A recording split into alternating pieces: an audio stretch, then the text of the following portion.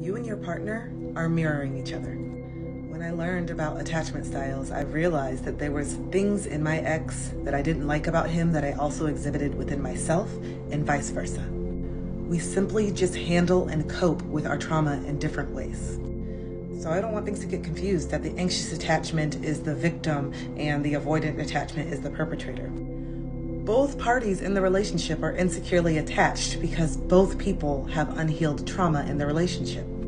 So if you guys are mirroring each other, hear me out. If one of your biggest concerns in your partner is that they don't listen to you, they don't listen to you, they don't listen to you, flip that around, flip the mirror around and ask yourself where you're not listening to yourself. Because at the end of the day, you can only speak your truth and ask so many times for your boundaries and needs to be met before you have to look in the mirror and realize that this person is choosing not to meet them. So then the question is asked, why aren't you listening to yourself and then blaming them for not listening to you? Holding yourself accountable is key.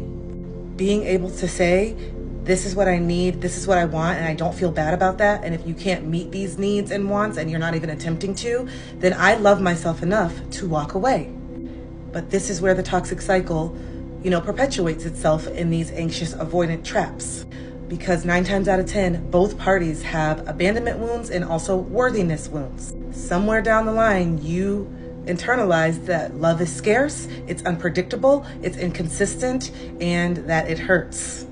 Maybe you learned that love costs. Maybe you learned that sex equaled love. Maybe you learned that people-pleasing and not speaking up for what you actually need and want was love. But let me tell you, that was conditioning.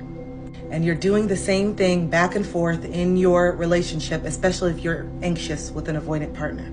So the way to really heal this, especially if you want to actually stay with your partner and salvage the relationship, is to take off the masks. Both of you. You have to get real about how you feel. And if you don't feel safe to show your insecurities and talk about your insecurities with your partner, then they are not the partner for you. Relationships should be built on truth, love, acceptance. But instead, a lot of them are built on deception, fear, and lies, subconsciously and intentionally. So if there is just so much chaos and so many things that you feel like your partner is doing wrong to you, instead of blaming them, I want you to look in the mirror and ask yourself, what is it in you that continues to allow that behavior? What is it in you that's attracted to that behavior? Because trying to get someone to change to meet your needs is not love, it's manipulation.